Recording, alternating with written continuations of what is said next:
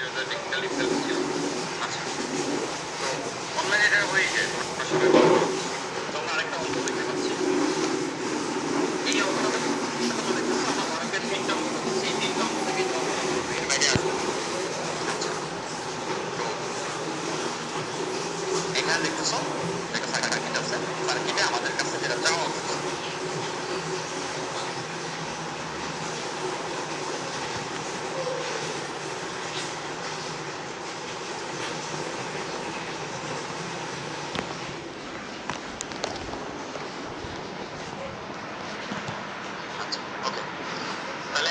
একটা ব্রেক দিলাম। তো মাঝখানে তোমাদের 2-1 মিনিটের টেকনিক্যাল ডিফিকাল্টিস ছিল। আচ্ছা, তো অনলাইনে এটা হয়ে যায়, তোমরা সবাই বুঝতে পারো নিশ্চয়ই। তো আমরা আরেকটা অঙ্ক দেখতে পাচ্ছি। এই অঙ্কটাতে তোমরা দেখতেছো আমার ধরকের তিনটা অঙ্ক করতেছে, এই তিনটা অঙ্ক থেকে তোমার কমন করবে, এর বাইরে আসবে না। আচ্ছা, তো এখানে দেখতেছো যে একটা সার্কিট আছে, সার্কিটে আমাদের কাছে যেটা চাওয়া হয়েছে সেটা হচ্ছে এইখানে কতটা চার্জ যাবে, এইখানে কতটা চার্জ যাবে, এটাকে C1 বলছি, এটাকে C2, পাশাপাশি এইখানে কতটা সঞ্চিত শক্তি, এখানে কতটা সঞ্চিত শক্তি। তো অঙ্কটা খুব ইম্পর্টেন্ট, সবাই দেখো কিভাবে করবো আমরা। সেটা হচ্ছে আমরা প্রথমেই জানি ধারকের ভিতর থেকে কারেন্ট যায় না, তো ধারককে সার্কিট থেকে আমরা প্রথমে খুলে ফেলবো। তাহলে এই যে দেখো,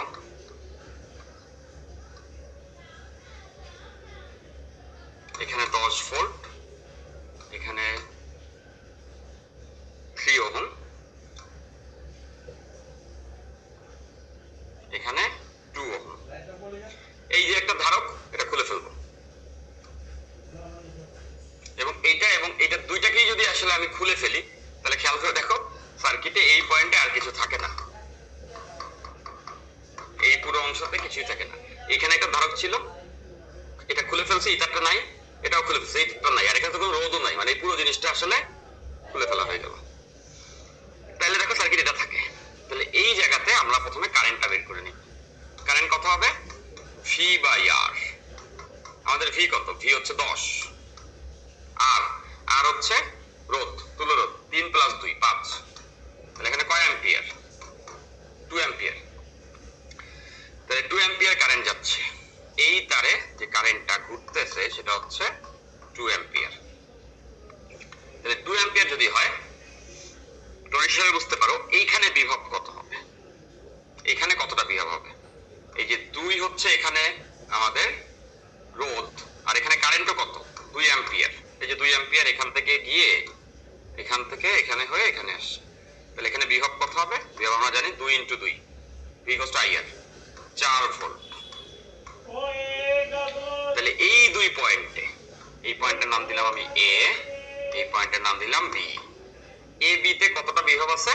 4, সবাই দেখতে পাচ্ছ। তাহলে আমরা সেটা এখানে ইউজ করতে পারবো। এই সেই A বিন্দু, এই সেই B বিন্দু।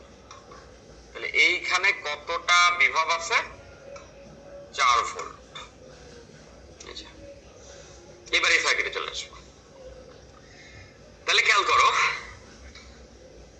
এই পয়েন্টের নাম যদি A হয়, এই পয়েন্টের নামও A হবে। এই পয়েন্টের নাম B হলে এই পয়েন্টও B হবে। কেন B হবে? তোমাদেরকে ঠিক জানা আছে, একটা তারে যদি রোধ থাকে, তাহলে এই পয়েন্টের নাম, এই পয়েন্টের ভোল্টেজ যদি A হয়, তাহলে এই পয়েন্টের ভোল্টেজ আর A থাকে না। কেন থাকে না? কিছু বিভব এখানে কমে যায়, এই পয়েন্টের ভোল্টেজ ভিন্ন হয়ে যায়। আর যদি এরকম হয়, তারে রোধ নাই, তাহলে এই পয়েন্টের ভোল্টেজ যদি A হয়, কোনো বিভব এখানে পতন নাই, রোধ যেহেতু নাই, তাহলে এই পয়েন্টেও ভিন্ন কিছু না, ওইটাই থাকে। তারে রোধ না থাকলে বিভব দুই মাথায় একই থাকে। তাহলে এখানে রোধ নাই, তাহলে এখানে A হলে এখানে O, এখানে B হলে এখানেও B। তাহলে দেখো তো আমরা সবাই, এইখানে আসলে আমাদের বিভব কত হবে? এইখানে আমাদের বিভব 4ই হবে, যেহেতু AB, তাই তো?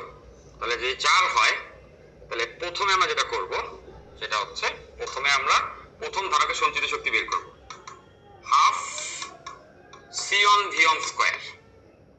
দেখো আমাদের C1 বলা 5,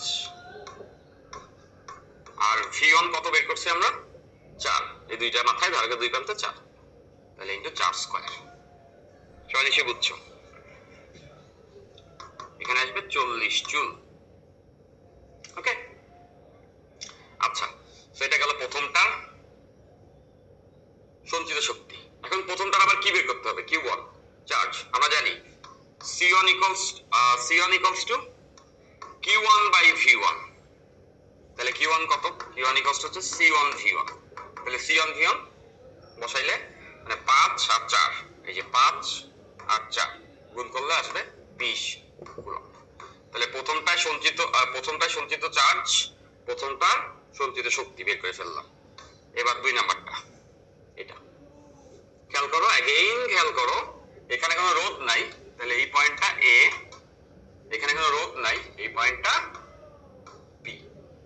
ওকে, তাহলে এইখানে বিভবটাও কত হবে, যেটাকে আমরা V2 বলতে পারবো, এটাও হচ্ছে গিয়ে 4 ভোল্ট। তাহলে এবার এটার জন্য V2 equals to half C2 V2 square. C2 কত? 10 আর V2 স্কয়ার 4 স্কয়ার, তাই তো 80 জুল।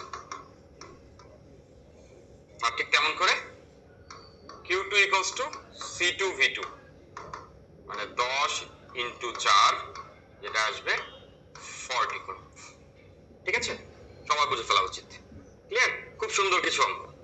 ধারকে সঞ্চিত শক্তির যে অঙ্কগুলি আছে, মানে সার্কিটে ধারক, মানে কারেন্টের সার্কিটে ধারক যুক্ত করা, এই অঙ্কগুলো এরপরে আমরা 3টা অঙ্ক দেখলাম, তাই না? দেখতেছো এই অঙ্কটা খুব জোশ ছিল। এরপরে এই অঙ্কটা, এখানে কি ছিল? এখানে রোধ আর ধারক দুটাই ছিল। এখানে শুধু ধারক ছিল, আর এখানেও রোধ ধারক দুটাই আছে। ঠিক আছে, তাহলে তুমি দেখবা বেসিক টাইপের এই অঙ্কগুলো খুব ইম্পর্টেন্ট। একটা অঙ্ক তোমরা দেখবা যে 16 অথবা 15তে আসছিল বুয়েটে, অঙ্কটা একটু ডিফারেন্ট, এই 3টার আলোকেই করা যায়, সেই অঙ্কটা আমি এখানে রাখিনি, কারণ সেই অঙ্কটা তোমাদের কোশ্চেনে দেওয়া আছে। ঠিক আছে, তোমরা যখন মডেল টেস্ট দিবা তখন পাবা, এবং এটা সলভ দেখলে আরো বেটার হবে। সো সবকিছু যদি আসলে তোমাকে শুধু দেখাই দেওয়া হয়, সেখানে তোমার শেখাটা আসলে দুর্বল হয়। সো আমরা যেটা যতটুকু দেখানোর তার থেকে বেশি দেখিয়ে ওইটার আলোকে যে অঙ্কটা তোমার করতেই হবে, সেরকম কয়েকটি অঙ্ক কোশ্চেনে রাখছি। ফাইন, আমরা চলে আসি গাউসের সূত্র। ওকে, তো গাউসের সূত্রটা আমি একটু প্রিসাইজলি বলে দিই। গাউসের সূত্রে কি বলেছে? বলেছে যে কোনো আবদ্ধ তলে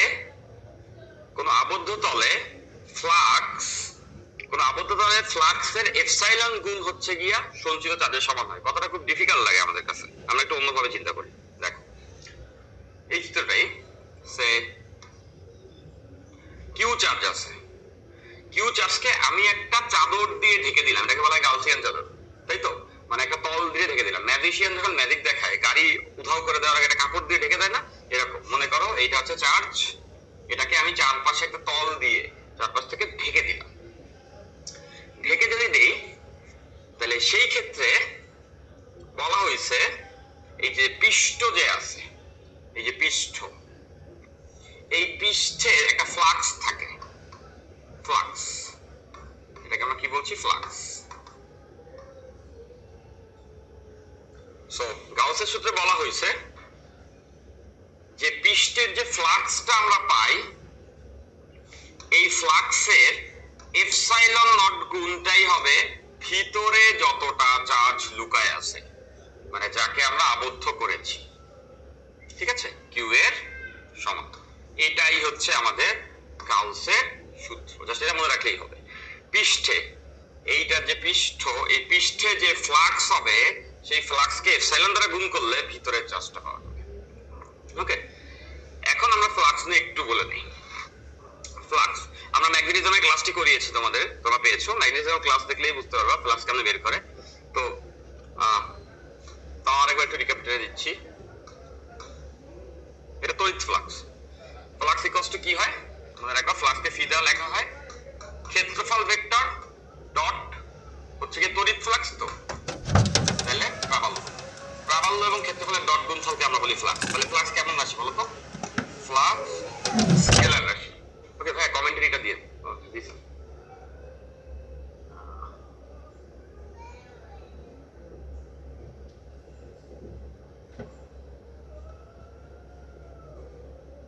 কমেন্ট আসছে। আচ্ছা, তো এইটাকে একটু ভেঙে লিখতে পারবো আমরা এভাবে, এ ই কস থিটা। থিটা কাদের মাঝে কোণ? থিটা হচ্ছে এ এবং এর মাঝে কোণ। তাহলে এই চিত্রটা একটু আমরা এঁকে নিই।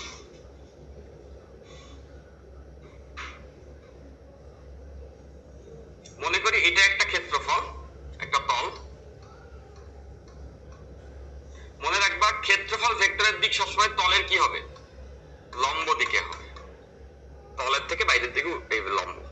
আর মনে করো বলরেখাগুলো এদিক থেকে বের হইছে এই কোণাগুলো, সেটা হচ্ছে ই। তাহলে এদের মাঝের যে কোণটা সেটা হচ্ছে এইটা, থিটা। ঠিক আছে, এটা ওকে ফাইন। তো এই এ ই cos থিটা, সবাই একটু এটা মনে রাখবা।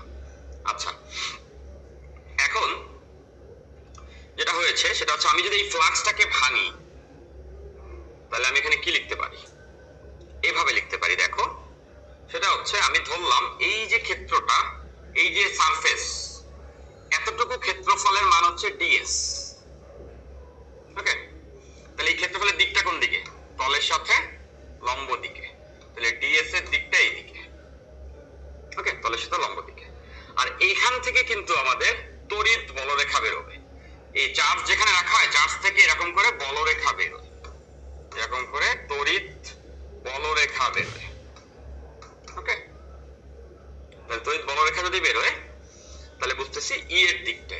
হ্যাঁ, তাহলে আমরা এভাবে লিখতে পারবো, সেটা হলো যে এই পৃষ্ঠের ফ্লাক্স কি হয়, আমরা দেখেছি যে ই ডট ক্ষেত্রফল, তো ক্ষেত্রফলটাকে ডিএস বলতেছি আমরা। ঠিক আছে, ডট প্রোডাক্টে আগে পরে লেখা ম্যাটার করে না।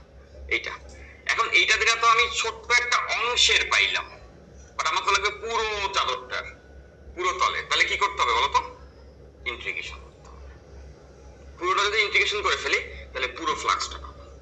এটা সবাই বুঝছো, ওইটাই এখানে বসানো হয়েছে। তাহলে দেখো Q equals epsilon not integration E dot S, দুইটাই ভেক্টর ফরম্যাটে লিখছি। এইটাই ঠিক আছে। তাহলে সবাই জাস্ট এই কথাটা মনে রাখবা যে গাউসের সূত্রে যে মাঝখানে যে চার্জ আছে, এই চার্জ পৃষ্ঠের ফ্লাক্সের এপসাইলন নট গুণের সমান হয়। খুব সিম্পল ব্যাপারটা, এইভাবে চিন্তা করতে পারো। লাইক তোমার কাছে এখানে একটা মনে করো স্বচ্ছ কাচের বয়াম আছে, স্বচ্ছ কাচের বয়াম। হ্যাঁ, এখন তুমি এটার ভিতরে কতগুলা জোনাকি পোকা দিয়েছো, এইখানে কতগুলা জোনাকি পোকা আছে। ওকে, এখন তুমি চিন্তা করে দেখো এই জোনাকি যদি এখানে থাকে, সবাই বুঝতে পারো যে এই জোনাকি পোকা থেকে আলোক রশ্মি বেরোবে। আলোক রশ্মিকে তুমি চিন্তা করতে পারো প্রাবল্যের মতো, বুঝতেছি। আর এই জোনাকি গুলোকে চিন্তা করতে পারো চার্জের মতো। তাহলে চিন্তা করে দেখো, সেটা হচ্ছে এর পৃষ্ঠে এই স্বচ্ছ কাচের বয়াম যত বেশি ক্ষেত্রফল নিবা তত কি এখান থেকে বেশি বেশি আলোক রেখা বেরোবে, তাই তো। তো ওইখান থেকেই আসলে গাউসের এই সূত্র আসছে। খেয়াল করো, ভিতরে যত বেশি জোনাকি থাকবে তত কি বেশি বলরেখা বেরোবে, মানে আলোক রশ্মি বেরোবে। তবে তুমি বুঝতে পারো জোনাকির সংখ্যাকেই তো আমরা কিউ বলতেছি। এই কিউ যত আলোক রেখা বেশি বেরোবে মানে তত বেশি ই পাবো, আর ই যত বেশি পাবো ফ্লাক্সে তত কি পাবো, বেশি পাবো। তাহলে দেখো জোনাকির সংখ্যা বেশি হলে ফ্লাক্সও কি হবে, ফ্লাক্সও আমাদের বেশি হবে। বেশি জোনাকি থাকলে বেশি আলো বেরোবে, মানে পৃষ্ঠটা বেশি ইন্টেন্সিফাইড হবে। তাহলে এইটাকেই আমি বলতেছি বেশি আলোকিত হবে। এইটাই কিন্তু গাউসের সূত্র। এটাকে একটা সমান লিখতে হলে এটা ধ্রুবক লাগতো, ধ্রুবকটাই হচ্ছে এপসাইলন নট। এই যে দেখো Q equals epsilon not V, বুঝতে পারছি। আর এই ভিটাকে ভাঙলে আবার লেখা যায় integration E DS, E dot DS. ঠিক আছে, এটাই। আরেকটা ব্যাপার একটু খেয়াল করে দেখো, সেটা হচ্ছে এখন এর ভিতরে জোনাকি রেখে আমি যদি এখানে তোমার হচ্ছে গিয়ে দোয়াতের কালি ফেলে দিই, মানে কালো কয়লার কালি দিয়ে দিই, তাইলে যতই জোনাকি থাকুক বলরেখা কি আর বের হইতে পারবে? পারবে না। কেন পারবে না?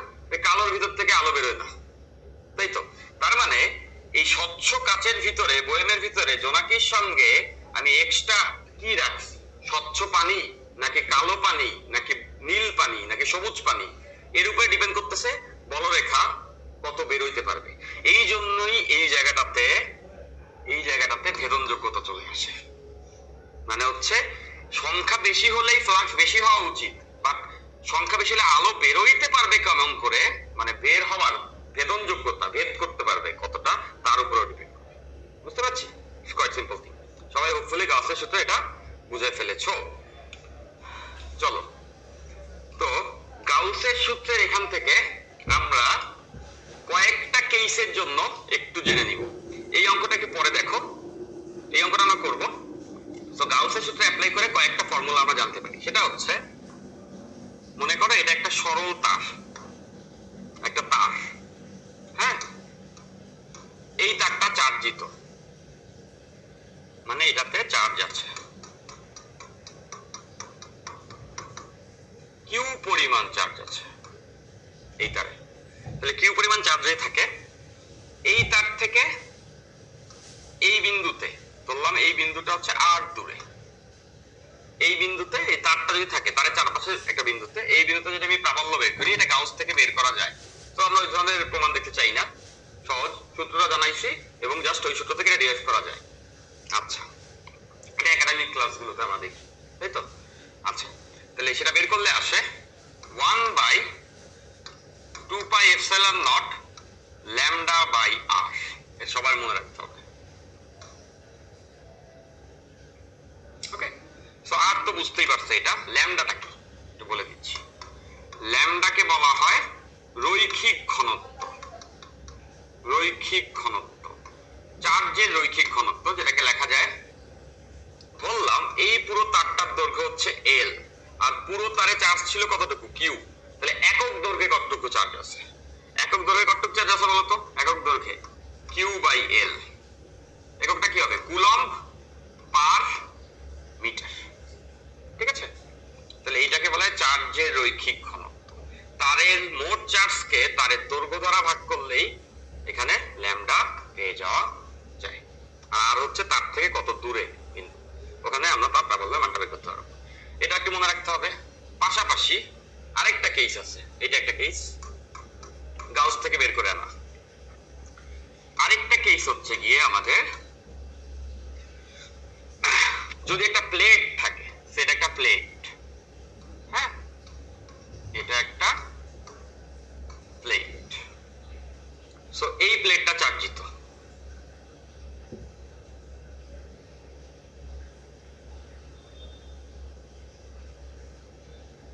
মানে হচ্ছে এই প্লেটে চার্জ আছে।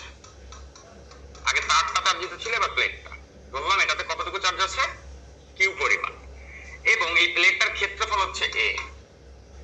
ওকে, তাইলে এই প্লেটের উপরে একটা বিন্দু নিলাম এখানে, এই বিন্দুতে প্রাবল্য কত হবে? ওকে, সো এই বিন্দুতে প্রাবল্য হবে হচ্ছে, জানবা যে সিগমা বাই 2 এপসাইলন নট। এটা মনে রাখতে হবে সবাইকে, গাউস থেকে ডিরাইভ করা যায়।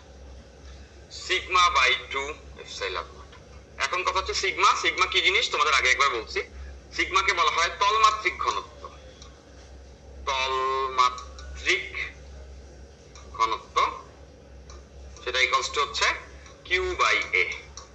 কতটুকু চার্জ আছে এই তলে, আর তলের ক্ষেত্রফল কত, এটা।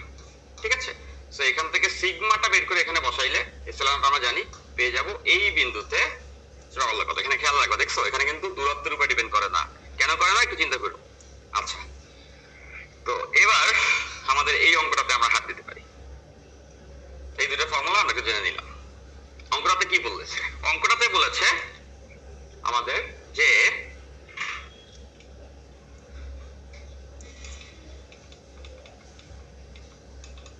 আচ্ছা, ওকে, আচ্ছা, বলেছে একটি আয়তাকার প্লেটের দৈর্ঘ্য প্রস্থ দেওয়া আছে। মানে একটা আয়তাকার প্লেট দেওয়া আছে, যার দৈর্ঘ্য প্রস্থ দেওয়া। দৈর্ঘ্য প্রস্থ কত? 5 মিটার আর 3 মিটার। ওই প্লেটের প্রাবল্য 10 নিউটন পার কুলম্ব হলে প্লেটে সঞ্চিত চার্জের পরিমাণ কত? এই প্লেটের প্রাবল্য দেওয়া আছে। ওকে, তাহলে আমাদের জানা E = sigma by 1/2 epsilon not, কারণ এই প্লেটটা চার্জড। তাহলে খেয়াল করে দেখো, আমার লাগবে কিন্তু এই কিউ এর মানটা, বলেছে সঞ্চিত চার্জের পরিমাণ কত। এখান থেকে আমরা এই লাইনটা লিখতে পারি সিগমা ইকুয়ালস টু কি লেখা যায়, কিউ বাই এ। তাহলে কিউ বাই এ, আর এখানে 2 এপসিলন। ওকে, এবার দেখো ডেটাগুলো কিন্তু আমাদের সব দেওয়া আছে। যেমন দেখো ই এর ভ্যালু আমরা জানি, বলে দিয়েছে প্রাবল্য 10 নিউটন পার কুলম্ব। ক্ষেত্রফল লাগবে, ক্ষেত্রফল কোথা থেকে জানি, দৈর্ঘ্য প্রস্থ থেকেই তো জানি। ক্ষেত্রফল কত হবে, 15, 5 × 3। ঠিক আছে, এপসিলন নট সেটা সবাই জানে, 8.854 10⁻⁻12। তাহলে এখান থেকে কে বেরোয় আসবে, এখান থেকে বেরোয় আসবে কিউ। সেটাই কিন্তু আমাদের এই অঙ্কটার আনসার। জাস্ট এই ফর্মুলাটা ইউজ করা হয়েছে। ঠিক আছে, সবাই নিশ্চয়ই বুঝছো। এবার চলো পরের অঙ্কে যাই।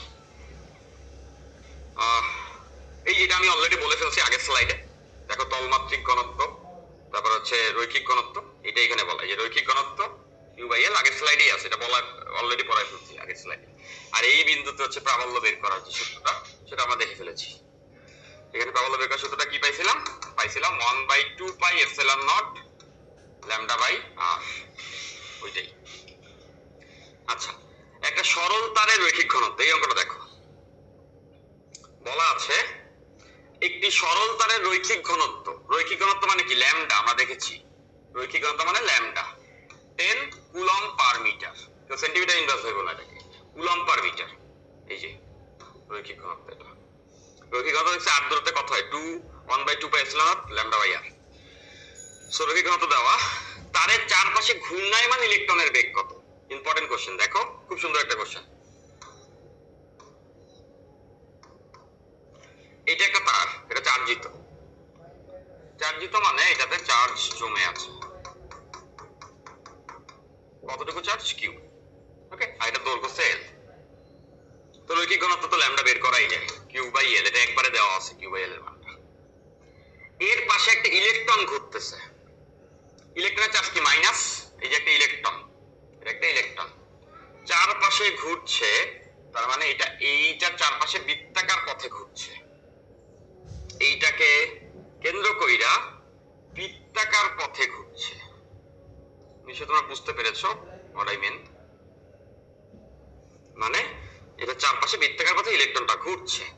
বৃত্তাকার পথে ইলেকট্রন ঘুরে, কেন ঘুরছে দেখো, এই যে প্লাস চার্জ আর এই যে মাইনাস চার্জ, এর মধ্যে একটা আকর্ষণ বল আছে না, সেই বলটাই তাকে কেন্দ্রের দিকে, এটা কেন্দ্রমুখী বলছে। ব্যাপারটা এরকম, এটা একটা তার চার্জিত, এই চারপাশে একটা ইলেকট্রন ঘুরছে, বুঝছো নিশ্চয়ই।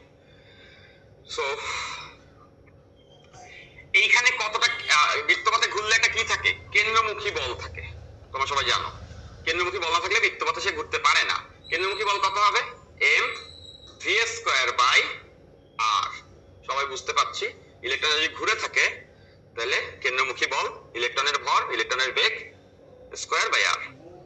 এখন এই পয়েন্টে প্রাবল্য কত, এই পয়েন্টে প্রাবল্য আমরা দেখছি 1/2 pi epsilon not lambda by r, এইটা আমরা দেখেছি। তার থেকে আর দূরত্বে প্রাবল্যের মান। তোমরা সবার নিশ্চয়ই এই ফর্মুলা মনে আছে, প্রাবল্য E = F বাই কিউ। 1 কুলম্বের উপরে বলকে প্রাবল্য বলে। তাহলে এখানে কার্যকাল বল কত হবে, কিউ ইনটু ই, তাই তো। কিউটা কি, ইলেকট্রনের চার্জ।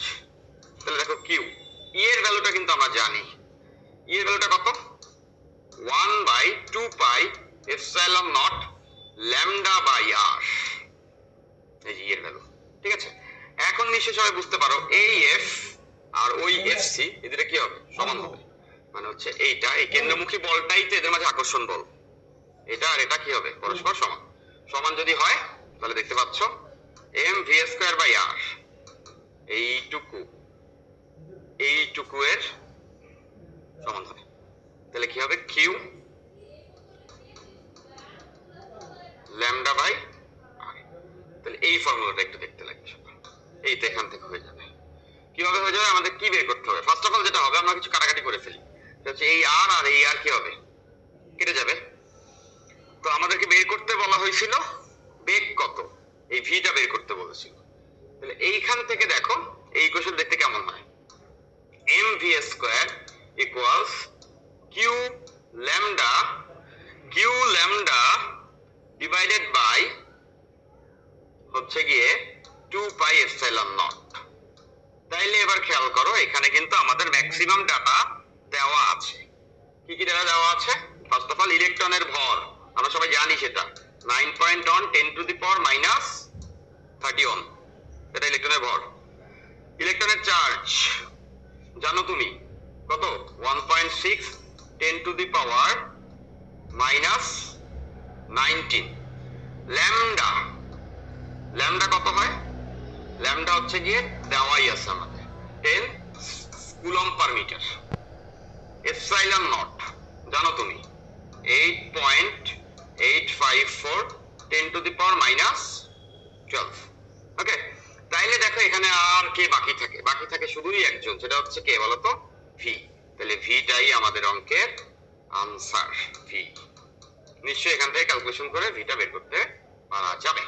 এখানে আরেকটা মজার কথা ছিল, এই লাইনটা খেয়াল করো, এইখান থেকে তো ভি বের হয়েছে, কোথাও কি আর আছে ইকুয়েশনে? আর ব্যাসার্ধ আর কিন্তু নাই। তার মানে কি? তার মানে হচ্ছে গিয়ে আর এর উপরে এই বেগের কোনো ডিপেন্ডেন্সি নাই। আমরা তো পেয়ে গেছি এই বেগের মানটা ব্যাসার্ধের উপরে ডিপেন্ড করে না। তার মানে এই কেসটাতে যদি আমি একটু ভেঙে বলি, এইটা যদি তার হয় যে ইলেকট্রনটা এটাকে কেন্দ্র করে ঘুরবে, সেটা কত রেডিয়াসে আছে এটা ম্যাটার করে না।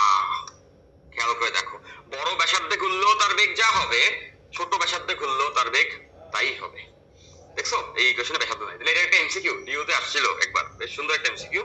সেটা হচ্ছে যে মানে এই তারকে কেন্দ্র করে ঘূর্ণায়মান চার্জের বেগ, স্পর্শকীয় বেগ তার ঘূর্ণন ব্যাসার্ধের উপরে ডিপেন্ড করে না। এটা ঠিক বুঝছি? ফাইন।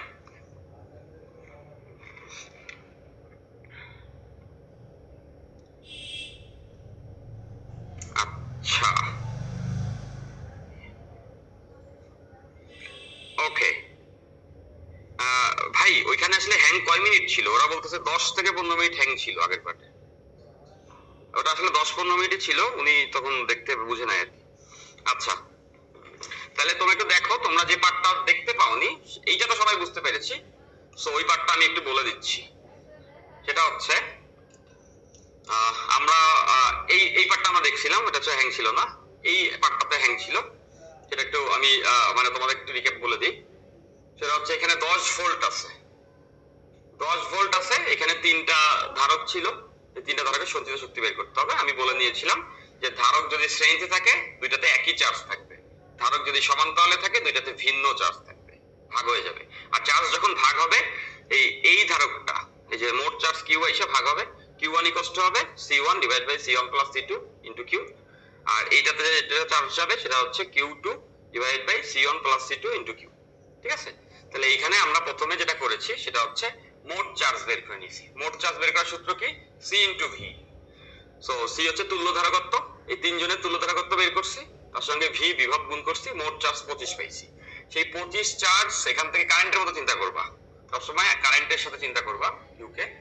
কারেন্ট যেমন বের হইতো, Q এখানে বের হয়েছে 25, ওই 25 এই 5 এ পাইছে। তাহলে এই ধারকের সঞ্চিত শক্তি C1 half Q square by C। এইটার Q কত? এই 25ই তো এই প্রথমজন পাইছে, 25 এর স্কয়ার, আর এটা ধারকত্ব 5, এটা বসায় প্রথমটা সঞ্চিত শক্তি পেয়ে গেছে। ঠিক তেমন করে এইটা সঞ্চিত শক্তি বের করব। এখন এই Q 25, এই 25 এই তার বেয়ে এখানে আসছে, এসে দুই ভাগে ভাগ হয়ে যাবে, কারেন্টের মতো চিন্তা করবা, দুই ভাগে ভাগ হয়ে যাবে। এখান থেকে Q2 নামছে, এখান থেকে Q3 নামছে। তাহলে Q2 কেমনে বের করবো? এই যে এই সূত্র দেখো, এই যে Q2 আমরা বের করেছি এখান থেকে। এইখানে এই আমি যাচ্ছি এইটা, তাহলে এটা ধারকত্ব কত?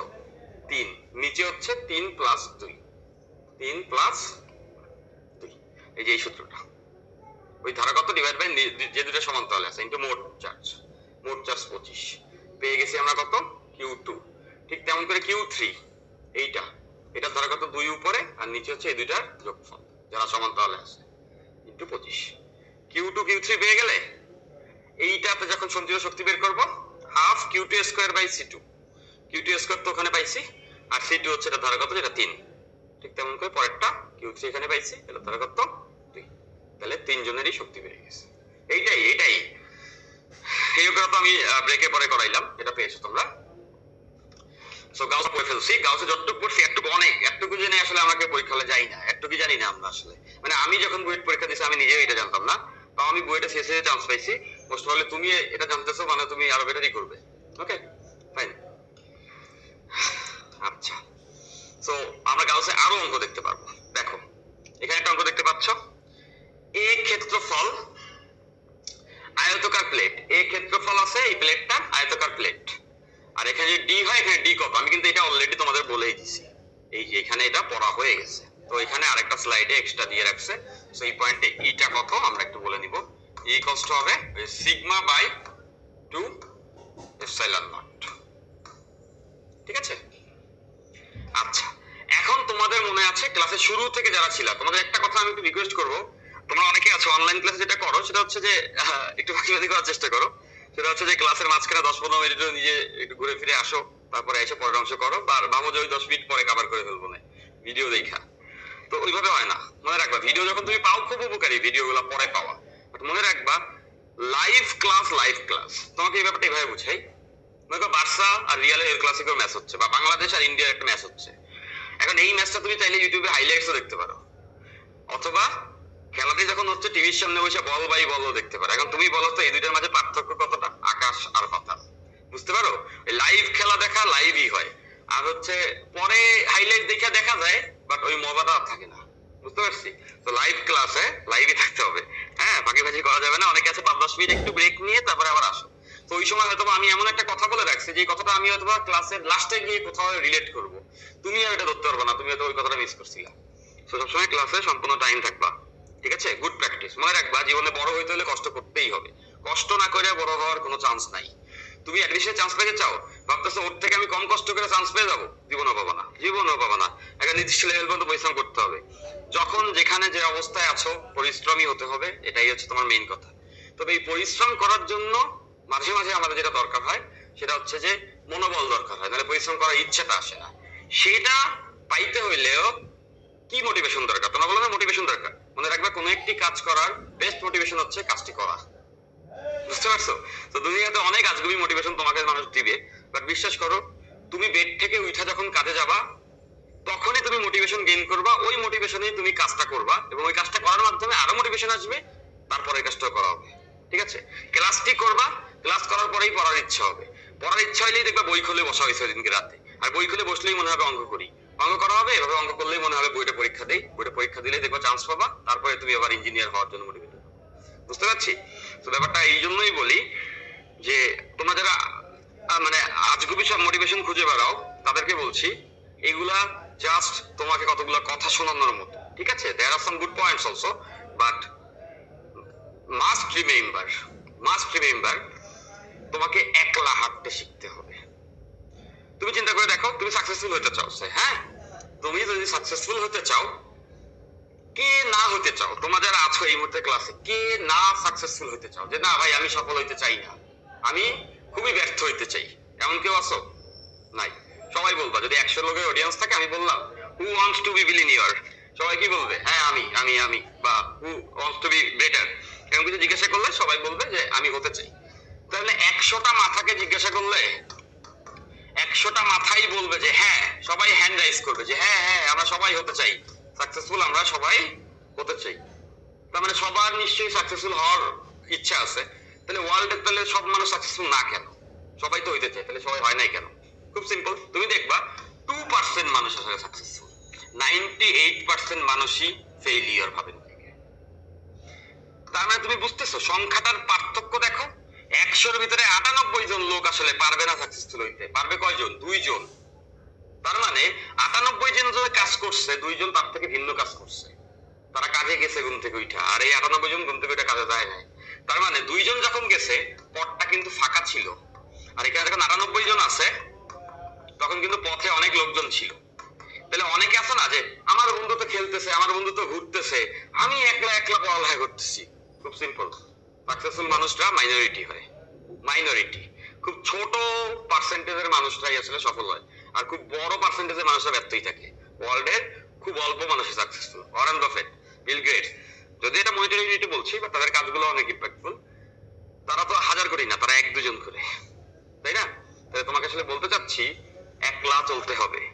ওই যে আছে না একটা গান, যে যদি তোর ডাক শুনে কেউ না আসে একলা চলো, তোমাকে একলাই যেতে হবে। তুমি যদি এটা ভাবো আরে 10 জন বন্ধু মিলে পড়তে বসবো, 10 জন বন্ধু মিলে বুয়েট পরীক্ষা দেবো, 10 জনই চান্স পাবো, এটা লাইফ না, এটা হয় না। তার মানে একলা হাঁটা তো কষ্ট। একলা হাঁটার কষ্ট কি? তুমি যদি ভেঙে পড়ো, দুর্বল হয়ে পড়ো, কেউ আসবে না তোমাকে কাঁধে হাত দিয়ে বোঝানোর জন্য। একলা হাঁটতে পারতে হবে, you need to be strong. তোমাকে একলা যেতে হবে, একলা যেতে পারলেই যেতে পারবো অনেক দূর। বুঝতে পারছি? তো কষ্ট তো হবেই, সেই কষ্টটা মানতে পারছো দেখেই তুমি নতুন কিছু পাবা। ওয়ার্ল্ডে সবসময় কনজারভেশন ল অফ এনার্জি মেনে চলে, মানে হচ্ছে শক্তির সংরক্ষণশীলতা নীতি। কষ্ট করছি এজন্যই কিছু পাইছি, কষ্ট করি নাই কিছু পাইছি, যেটাকে লটারি বলে, ওটা কখনো লাইফে আসে না। বুঝতে পারছি? তো কষ্ট করতে হবে।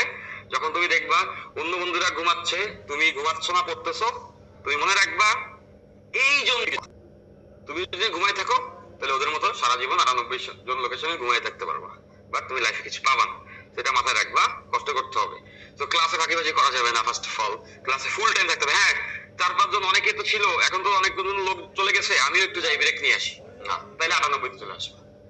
সবাই চলে যাক, যে যেখানে ইচ্ছা যাক, আমি অঙ্ক বুঝি আর না বুঝি ক্লাসে আমি থাকবো। এই যে না বুঝাও থাকবো, এই যে মাইন্ডসেট, এটাই তোমার জিতাবে। আজকে বুঝবা না, কয়দিন না বুঝবা? একটা কাজ তুমি বুঝো না, বুঝো না, বুঝো না, বুঝো না, বুঝো না, বাট প্রত্যেক দিনই বোঝার চেষ্টা করতেছো। তাহলে তুমিই বলো কতদিন তুমি আসলে না বুঝে থাকবা? কজ ক্রিয়েটর তো খুব ফেয়ার আমাদের সঙ্গে পলিসি দাঁড় করাইছে। একটা কয়েন টাচ করলে হেড আর টেল করার সম্ভাবনা 50-50। 10 বার টাচ করলে তাহলে 5 বার শাপলা, 5 বার মানুষের সাথে আসার কথা, বা তাই আসে না। দেখা যেতে পারে 8 বারই আসছে শাপলা, 2 বার মানুষ আসছে। বাট এইটা মনে রেখো, 10 লক্ষ বার করলে 5 লক্ষ বার শাপলা, 5 লক্ষ বার মানুষই আসবে। বাস এমন কি সম্ভব যে 10 লক্ষ বারই শাপলা আসছে? সম্ভব না। একটা জিনিস তুমি বুঝো না, 10 বার করলে 10 বারই বুঝবে না হবে? অবশ্যই 1 বার কি 2 বার হইতে পারে তুমি বুঝছো, 1 বার বোঝাই যথেষ্ট। 1 বার বুঝলেই তো তারপরে বার থেকে বুঝবা। বুঝতে পারছি? লেগে থাকতে হবে, লেগে থাকতে হবে। লেগে থাকাটাই তোমার জীবনের সাফল্য, এবং লেগে থাকার চেষ্টা করো। কঠিন পরিশ্রম করবা, নিজেকে এইটা বোঝাও, নিজেকে এইটা বলো যে আমি আমার সর্বস্ব দিয়ে দিব। ডেডিকেশন বলে না, বলিদান লাগে। তুমি কোনো কিছু প্রাপ্তির জন্য অবশ্যই তোমার মনে থাকতে হবে এইটা পাওয়ার জন্য আমি কি কি জিনিস ছাড়তে পারি, তুমি সেইগুলো ছাড়ো, তাইলেই তুমি ওইগুলো পাবা। খুব সিম্পল। আচ্ছা, তো চলো আমরা অঙ্কে আসি। মিথুন বলছো ওকে ভাইয়া, বলছো যে শেষ পর্যন্ত থাকবো আপনার সঙ্গে। মিথুন প্রমিস করেছো, good, great, thank you man. Exam গুলো সলভ ক্লাস দিবেন প্লিজ। মিথুন জিজ্ঞেস করছো, অবশ্যই আমরা তোমাদের সর্বস্ব ভাবে টেক কেয়ার করার চেষ্টা করি।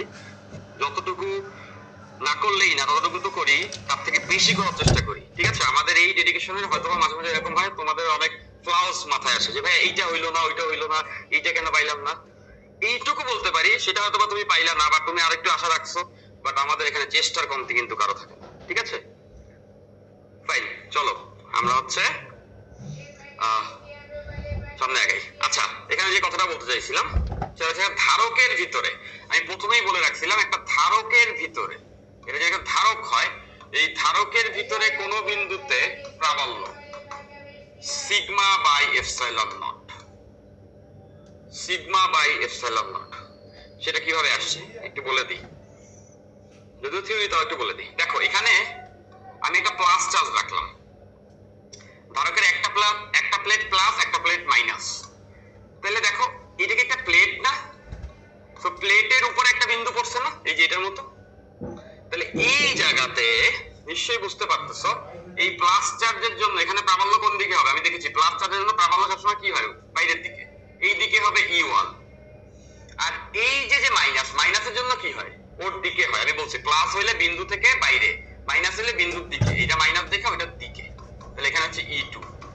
মাইনাস হইছে এই জন্য ওর দিকে, আর এটা প্লাস দেখে এটার থেকে বাইরের দিকে। তাহলে দেখো তো E1 এবং E2 পরস্পর একই দিকে, তাহলে মোট প্রাবল্য এখানে কত হইতো? মোট প্রাবল্য হইতো E1 প্লাস E2। তাহলে দুইটাই সমান হইতো। কারণ দেখো এইটারও চার্জ ঘনত্ব যা, এই প্লেটেরও চার্জ ঘনত্ব তাই, সিগমা একই, ক্ষেত্রফল একই, চার্জ একই, তাহলে দুইটা হচ্ছে টোয়াইস ই। আর আমরা দেখেছি একটা প্লেটের ই কত? Sigma by 2 epsilon not. এই যে, তাহলে 2 কাটা, সিগমা বাই এপসাইলন নট। খুবই সিম্পল। একটা প্লেট থাকলে হয় সিগমা বাই 2 এপসাইলন নট, মানে 2 দ্বারা নিচে ভাগ। দুইটা প্লেট থাকলে 2 গুণ হয়ে যাবে সিগমা বাই এপসাইলন নট। ওখান থেকে আসছে। দেখো, আনুভূমিকভাবে রাখা একটি আয়তাকার প্লেটের দৈর্ঘ্য প্রস্থ যথাক্রমে এত। যেটা একটা আয়তাকার প্লেট, আমি গাউস থেকেই তোমাদের মোটামুটি 5-6টা অঙ্ক করা দিচ্ছি, যেতে এখানে তোমার দুর্বলতা থাকে। আনুভূমিকভাবে রাখা একটি আয়তাকার প্লেটের দৈর্ঘ্য প্রস্থ 5 মিটার ও 2 মিটার। এই প্লেটকে 200 কুলম্ব চার্জ দেওয়া হয়েছে, মানে এটাকে চার্জিত করা হয়েছে।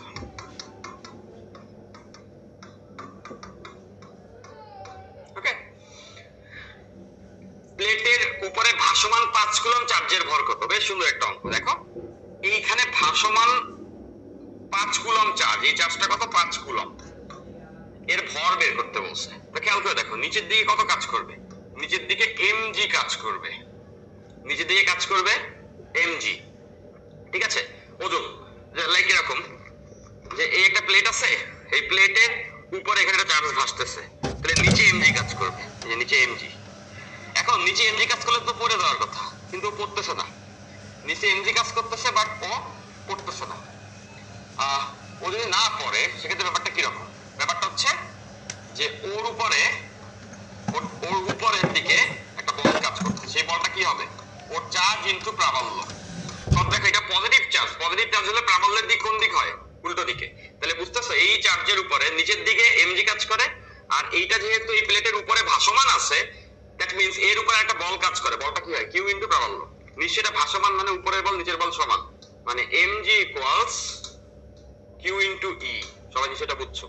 আমাদের বের করতে বলছে চার্জের ভর, তাহলে m equals to Q E by G. G এর ভ্যালু সবার জানা, কিউ এর ভ্যালু বলে দেওয়া আছে এখানে 5 কুলম্ব। ইটা বের করে নিতে হবে। প্লেটের ই কত হয় আমরা দেখেছি? প্লেটের E equals to sigma by 2 epsilon.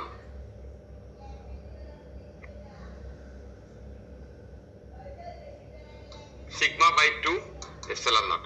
সিগমার ভ্যালুটা আমাদের বের করতে হবে। সিগমা ইকুয়ালস টু আবার কত হয়? চার্জ ডিভাইড বাই ক্ষেত্রফল। কত চার্জ দিয়েছি বলা? 200। ক্ষেত্রফল কত হবে? দৈর্ঘ্য ইনটু প্রস্থ 10, মানে এখান থেকে আসবে 20। এই 20 এখানে বসে যাবে। এপসাইলন নটের ভ্যালু তোমাদের জানা 8.854 10 টু দি পাওয়ার -12। সেটা দিয়ে ভাগ করলে এখান থেকে ই আসবে, ইটা এটার সঙ্গে জুড়ে এখান থেকে এম, যেটা আমাদের আনসার। সবাই হোপফুলি এটা বুঝে ফেলেছি। এইটা অলরেডি আমি বলে ফেলছি যে ধারকের ভিতরে প্রাবল্য, ধারকের ভিতরে প্রাবল্য হচ্ছে সিগমা বাই এপসাইলন। একটা প্লেটের জন্য সিগমা বাই 2 এপসাইলন নট, দুইটা প্লেটের জন্য 2 দ্বারা গুণ হয়ে যাবে। ওইটাই এখানে বলার কথা ছিল। আচ্ছা, খুব স্পেশাল একটা অঙ্ক, খুব স্পেশাল একটা অঙ্ক। সবাই এই অঙ্কটা একটু দেখে ফেলো। কি বলা হয়েছে? বলা হয়েছে একটি সমান্তরাল পাতধারকে প্লেটে চার্জের তলমাত্রিক ঘনত্ব দেওয়া আছে। তলমাত্রিক ঘনত্ব 10 কুলম্ব পার মিটার স্কয়ার, তাই তো? এটা সেন্টিমিটার ভাইবো না, coulomb per metre square. Plate দ্বয়ের মধ্যবর্তী দূরত্ব মানে ডি 12 সেন্টিমিটার, মানে 10 টু দি পাওয়ার -2 দ্বারা গুণ করলে মিটারে আসবে। ধারকের মাঝ বরাবর ছুঁড়ে দেওয়া ইলেকট্রন কত সময় পরে যে কোনো একটি প্লেটকে ছুঁয়ে দিবে? মহাকর্ষ বল উপেক্ষা করো। ব্যাপারটা এরকম, দেখো এই এটা ধারককে এরকম কাট করে রাখছে, আনুভূমিক ভাবে সমান্তরাল পাতধারক রাখছে। এটা সিগমা দেওয়া, কিন্তু দেখতেছো একটা ইলেকট্রনকে ছুঁড়ে দিলাম, একটা ইলেকট্রনকে ছুঁড়ে দিলাম, এদের মাঝের গ্যাপটাও দেওয়া ডি। একটা ইলেকট্রনকে এভাবে ছুঁড়ে দিলাম। মনে করো তোমার মাথার উপরে ছাদটা হচ্ছে একটা ধারকের প্লেট, ফ্লোরটা একটা ধারকের প্লেট। তুমি একটা ইলেকট্রনকে মাঝ বরাবর এভাবে ছুঁড়ে দিলা, এভাবে ছুঁড়ে দিলা। যে মাঝ বরাবর কথাটা বলা আছে, বলেছে কত সময় পরে যে কোনো একটি প্লেটকে ছুঁয়ে দিবে, মানে এই ইলেকট্রনটা কতক্ষণ পরে প্লেটে এসে পড়বে, এটাই জানতে চাইছে। মহাকর্ষ বল নাই, ধরে নিচ্ছি জি ইকুয়ালস 0 এই জায়গাতে। তাহলে তোমার একটা কোশ্চেন হচ্ছে এটা কেন নিচে পড়বে? ফার্স্ট অফ অল বলে নিচ্ছি, ধারকের মাঝে ইলেকট্রন ছুড়ে দিলে সেটা একটা প্রজেক্টাইল হবে, ব্রাশ। ওকে, সো কেন সেটা দেখো, তুমি যখন নর্মাল ব্রাশ দেখো, এটা খুব স্পেশাল এবং বইটা আসার মতোই, আসতেও পারে যে কোনো সময়, কাজ দিয়ে যাচ্ছে ইদানিং কালে কোশ্চেন গুলো এই অঙ্কটা আশেপাশ দিয়ে যায়, যে কোনো সময় এটা চলে আসবে। সেটা হচ্ছে এইটা একটা ধারকের প্লেট, বললাম এইটা প্লাস চার্জে চার্জিত, নিচেরটা, উপরটা মাইনাস। তাইলে তুমি যখন এখান থেকে একটা ইলেকট্রন ছুড়বা, যখন একটা ইলেকট্রনকে এদিকে ছুড়বা, তখন খেয়াল করো ইলেকট্রন মানে কি মাইনাস না? মাইনাস মানে এই প্লাস কি মাইনাসকে টান দিবে না, আর এই মাইনাস আবার বিকর্ষণ করবে। মানে মধ্য কথা কি দাঁড়াইলো? দাঁড়াইলো একদিকে এই মাইনাসকে ও টানতেছে, আর একদিকে এই মাইনাস ওকে বিকর্ষণ করতেছে। দ্যাট মিনস এর উপরে নিচের দিকে একটা বল কাজ করছে, বল কাজ করতেছে মানে হচ্ছে এখানে একটা ত্বরণ কাজ করতেছে। জি নাই তো কি হয়েছে, এখানে একটা বল মানে একটা ত্বরণ আছে, মানে এটাকে নিচের দিকে টান দিবে আর সামনের দিকে ভিবেক দিছো। তাহলে দেখো তো এই প্রজেক্টাইলের কথা মনে আছে? আনুভূমিকভাবে নিক্ষিপ্ত প্রাস আমিই পড়াইছি। নিচে জি কাজ করার জন্য জিনিসটা এভাবে করে এসে পড়ে, তাহলে নিচে এ কাজ করার জন্য জিনিসটা এভাবে করে এসে পড়বে। সো পড়ার টাইম। তাহলে এই কেসটাতে আমাদের মনে আছে এই উচ্চতা থেকে ছুড়লে যেটা হয় সেটা হচ্ছে গিয়ে আমাদের মনে আছে h = half gt square, h = half gt square. But এইখানে তো আসলে আমাদের গ্র্যাভিটেশনাল ফোর্স নাই, তার মানে জি না বসিয়ে লিখতে হবে h = half at স্কয়ার। এই এটা আসছে এইখানে এই প্লাস মাইনাসের জন্য যে নিচের দিকে একটা বল কাজ করে, সেই বলের ত্বরণ থেকে। তাহলে আমরা এটা ছোট করে ফেলি, খুব সিম্পল। দেখো মাঝ বরাবর থেকে ছুঁড়েছি, মাঝ থেকে ছুঁড়েছি, দ্যাট ইন্ডিকেটস যে এই যে দূরত্বটা এটা কতটুকু ছিল, h টোটালটা হচ্ছে 12, 12 অর্ধেক কত হবে 6 সেন্টিমিটার, একদম মাঝ বরাবর। যদি এটা মাঝে নাই ছবিতে, মাঝ বরাবর ছুঁড়েছি, প্লেটের মাঝের দূরত্ব ছিল 12, তার অর্ধেকটা h পেয়ে গেছি। সূত্র কি? h = half at square. আমি বলেছি প্লেট ছুঁয়ে দিবে কত সময় পরে, মানে টিটা বের করতে হবে। সো আমাদের এখানে h এর ভ্যালু অলরেডি পেয়ে গেলাম, এটা হচ্ছে 6 সেন্টিমিটার, মানে 0.06 মিটার। এখন শুধু লাগবে কাকে? a K. a কে যদি বের করতে পারি তাহলে খেলা শেষ, তাহলে টি বের হয়ে আসবে। টিটাকে আমরা কি বলতে পারবো? অ্যানসার। তাহলে a কোথা থেকে পাচ্ছি? দেখো এই কষ্ট আমাদের কি জানা আছে? বল বাই ভর, বল বাই ভর। বল ইকুয়াল টু কি জানা আছে? বল ইকুয়াল টু জানা আছে চার্জ ইনটু প্রাবল্য, F equal to charge into প্রাবল্য বাই ভর। এইবার তুমি ডেটা বসাও। দেখো খেয়াল করে, m ইলেকট্রনের ভর 9.1 10⁻³ কেজি। ছুটছে তো ইলেকট্রন, ইলেকট্রনের চার্জ 1.6 10⁻19 কুলম্ব। এখন কি লাগবে? এখানে প্রাবল্য লাগবে না? প্রাবল্য তুমি জানো, প্রাবল্য হচ্ছে গিয়ে কি হয়? প্রাবল্য হচ্ছে গিয়ে আমাদের সবার জানা আছে যে ধারকের মাঝে প্রাবল্য কত হয়, আমি একটু আগেই দেখাইছি। ধারকের মাঝে প্রাবল্য সিগমা বাই এপসাইলন নট। তাহলে সিগমা বাই এপসাইলন নট। তাহলে এখন আমাদের লাগবে সিগমা। সিগমা কিন্তু আমাদের অঙ্কে ডিরেক্ট দেওয়া। আমাদের অঙ্কে সিগমা কত? আমাদের অঙ্কে সিগমা হচ্ছে 10 coulomb per metre square. 10। Epsilon not আমরা সবাই জানি 8.854 10⁻12। দেখো এখান থেকে ই আসবে, ইটা এখানে বসাইলাম। কিউ তো ইলেকট্রনের চার্জ, এম ইলেকট্রনের ভর, ভাগ করে দিলে পাবো এ। সেই এ কে নিয়ে এখানে বসাবো, আর এইচ এর ভ্যালু হচ্ছে দেওয়া, কাকে পেয়ে যাবো? ই কে। এটা হচ্ছে আমাদের আনসার, মানে এটা পড়ার প্ল্যানটা। বুঝতে পারছি সবাই? সো এর থেকে ডিফিকাল্ট অঙ্ক বোর্ড পরীক্ষাতে আসবে না, এই অঙ্কও আসবে না মোস্ট প্রবাবলি, বাট পুরো কনসেপচুয়ালি আমি তোমাকে পুরো জিনিসটা বোঝাই দিলাম। ওকে, হোপফুলি তোমরা সবাই এটা বুঝতে পেরেছো। আচ্ছা, তাহলে স্থির তড়িতে আমরা লাস্টে আর কিছু সূত্র এবং ডাইপোলটা দেখব। সবাই একটু দেখো, এগুলো তোমরা জানা সূত্র, এগুলো স্লাইডে থাকবে, জাস্ট আমি একটু দিয়ে রাখছি, খুব অল্প সময় আছে এটাতে।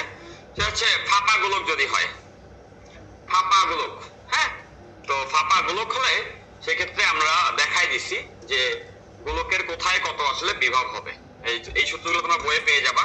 ফাঁপা গোলকের বিভব বিভিন্ন জায়গাতে, যেমন এই যে r দূরে x দূরে এভাবে করে আমরা হচ্ছে এখানে দিয়ে রাখছি। ঠিক আছে, এখানে আমারই এমন কিছু নাই, জাস্ট এই ফর্মুলাগুলো তোমরা একটু দেখে নিবা। কয়েকটা ফর্মুলা আমি এখানে সন্নিবেশ করে রাখছি, এখানে অঙ্কতেই সূত্রগুলো জানতে হবে। শেল থিওরেম, শেল থিওরেমের ব্যাপারটা কি? এটা থিওরেম, সেটা হচ্ছে এরকম যে মনে রাখবা একটা গোলক, গোলক না বলে খোলক বলা উচিত। খোলক মিন্স যে গোলকের মাঝের অংশটা ফাঁকা, ফুটবল ভিতরে ফাঁকা। তো এইটার কেন্দ্রে যদি আমি একটা চার্জ রাখি আর এই খোলক যদি চার্জিত হয়, তার মানে এই খোলকের গায়ে যদি চার্জ থাকে, তাহলে জানবা, সবসময় জানবা এর ভিতরে প্রাবল্য শূন্য হবে। এর ভিতরে প্রাবল্য হবে হচ্ছে শূন্য। কেন শূন্য হবে? কারণ সে নিট ফোর্স জিরো হয়ে যায়। খেয়াল করো, এখানে চার্জ রাখছি, এই চার্জটা ওর এদিকে টানতেছে, এই চার্জটা টানতেছে, এই চার্জটা টানতেছে, এই চার্জটা টানতেছে। দেখো প্রত্যেকটা টান বলের বিপরীতে আরেকটা টান বল আছে। তবে এখানে ভিতরে একটা চার্জ রাখলে চারপাশের চার্জ সবাই ওরে টানতেছে, তাহলে ওর উপরে লব্ধি টান কত হবে? Net force zero. তার মানে দাঁড়াইলো যে একটা খোলকের ভিতরে একটা চার্জ থাকলে তার উপরে কোনো টান বল কাজ করে না, মানে তার উপরে প্রাবল্য শূন্য। মানে একটা ফাঁপা গোলকের ভিতরে যে কোনো বিন্দুতে প্রাবল্য শূন্য হয়, ওটাই বলা হয়েছে এখানে। আচ্ছা, সেটা কেন বললাম? এটা বললাম এই কারণে, দেখো ফাঁপা গোলক, ফাঁপা গোলকে যদি বলা হয় এই বিন্দুতে প্রাবল্য কত, এই বিন্দুতে, তাহলে এই বিন্দুতে প্রাবল্য হবে 1/4πε0 এই পুরো গোলকে যে চার্জ আছে q/x²। অর্থাৎ এই দূরত্বকে আমরা কত ধরছি? x। যদি বলা হয় এই বিন্দুতে কত? 1/4πε0 q/r²। অর্থাৎ এই দূরত্বকে আমরা কত ধরছি? গোলকের পৃষ্ঠে। আর বাট ভেতরে কত হবে প্রাবল্য? ভেতরে প্রাবল্য হবে 0। ফাঁপা গোলক ভেতরে কত হয়ে যাবে? 0। কারণ হচ্ছে গিয়ে আমরা একটু আগে দেখাইলাম সেল থিওরেমে যে ফাঁপা গোলকের ভিতরে প্রাবল্য 0 হয়। এটা মনে রাখবা। একটা কোশ্চেন এরকম হতে পারে, একটা ফাঁপা গোলক আছে যার ব্যাসার্ধ 5 মিটার, বলল কেন্দ্র থেকে 2 মিটার দূরে প্রাবল্য কত? দেখেই বুঝতেছো এটার ব্যাসার্ধ 5, বলছে 2 মিটার দূরে, মানে বিন্দুটা পড়ে গেছে হচ্ছে গোলকের ভেতরে, প্রাবল্য কত হবে? 0। ডাইপোল, ডাইপোল হচ্ছে এই চ্যাপ্টারের লাস্ট টপিক। ঠিক আছে, তাহলে সবাই দেখো, এই টপিকটা খুব খুব ইম্পর্টেন্ট। এখান থেকে বইতে কোশ্চেন আসতে পারে, এবারই মোস্ট প্রবলি আসবে। তো সবাইকে বলছি যে অবশ্যই রাফি বলেছো আগের ম্যাথটা বুঝতা না, বুঝছি ভাইয়া বলছো। মিথুন থ্যাংক ইউ, তোমরা বুঝতে পেরেছো, এটা আমাদের জন্য খুব প্রশান্তি। তোমরা যখন কোনো কিছু বুঝতে পারো, টিচার কি চায়? টিচার তোমাকে আসলে বুঝাইতেই চায়, এর বেশি সে কিছুই চায়। বুঝতে পারো? তার মানে হচ্ছে গিয়ে তুমি যখন জানাও যে ভাইয়া বুঝছি, তখন আমরা খুব খুশি হই। তুমি যখন জানাও তোমার আগের একটি প্রবলেম ছিল, সেই প্রবলেমটি এটি বোঝার পরে ঠিক হয়ে গেল, সেটা জানতে পারলেই মনে হয় হ্যাঁ এখানে দাঁড়ায় থাকার কারণটি সার্থক। ঠিক আছে, তোমরা জানাবা, তোমার ভালো লাগা মন্দ লাগা আমাদেরকে বলবা। তোমরা এই যে এই ক্লাসগুলো হচ্ছে, এগুলো শুধুমাত্র তোমাদের জন্য হচ্ছে। এই মুহূর্তে 8-10টা মানুষ যারা সাবস্ক্রিপশনটা নেয়নি, তারা কিন্তু আজকের ক্লাসটির একটা অংশ পাচ্ছে না, পুরোটাই তোমাদের জন্য। রুটস এটা পুরোটাই তোমাদের জন্য দিচ্ছে। তো তোমাদের জন্য এই যে 3, 4, 5 ঘন্টা দাঁড়ায় থাকা, কেন দাঁড়ায় থাকা? আমাদের আজকের অডিয়েন্স থেকে আমার ইচ্ছা যে এমন ভাবে পড়ানো যেটাকে তোমরা প্রত্যেকজন বুয়েটে চান্স পাও। সেই চান্সটি যখন আসবে তখনই হচ্ছে মনে হবে যে এই 4 ঘন্টা দাঁড়িয়ে থাকা অনেক মজার ছিল। তো তোমরা যখন বুঝতে পারো, তখন যদি তোমরা বলো হ্যাঁ ভাই বুঝছি, ভালো লাগছে, তখন আমাদের একটু ভালো লাগে, আমাদের তখন দাঁড়িয়ে থাকা এনার্জিটা আরো বেশি থাকে। ঠিক আছে, ফাইন। আচ্ছা, ডাইপোল দেখো, ডাইপোল ডাইপোল ভ্রামকের দিক -q থেকে +q হয়। ফার্স্ট অফ অল আমরা আগে জানবো ডাইপোল কি জিনিস। ডাইপোল মনে রাখবা যে সমপরিমাণ চার্জ, একটা প্লাস আর একটা হচ্ছে মাইনাস, এরা যখন খুব কাছাকাছি থাকে, এদের মাঝের দূরত্বকে আমরা বলছি টয়েজেন, তখন সেটাকে বলা হবে ডাইপোল বা দ্বিমেরু। ডাইপোল বা দ্বিমেরু। ঠিক আছে, দুইটা চার্জ কাছাকাছি থাকতে হবে। এর একটা एग्जांपल কি হতে পারে? HCl। HCl দেখো এইখানে কিন্তু বলা আছে এইটা পার্শিয়ালি প্লাস, এইটা পার্শিয়ালি মাইনাস। তোমরা কেমিস্ট্রিতে পড়েছো, তাহলে এবার খেয়াল করো তো, এই যে আংশিক প্লাস আংশিক মাইনাস, এরা কি খুব কাছাকাছি না? বন্ড হয়ে আছে। তার মানে দেখো একটা একই পরিমাণ প্লাস একই পরিমাণ মাইনাস কাছাকাছি আছে, এটাকে আমরা বলতে পারবো ডাইপোল। ঠিক আছে, আচ্ছা। সো ডাইপোলের ভ্রামক বলে একটা রাশি আছে। ডাইপোলের ভ্রামক ইকুয়াল টু কি হয়? একটা চার্জের মান এবং তাদের মধ্যবর্তী দূরত্বের গুণফল। এই 12 এর কিন্তু এই 2 এর কোনো নিউমেরিক্যাল ভ্যালু নাই। 12 দ্বারা বোঝাইছে এখান থেকে এইটুকু l এইটুকু l, দুইটা মিলে 12।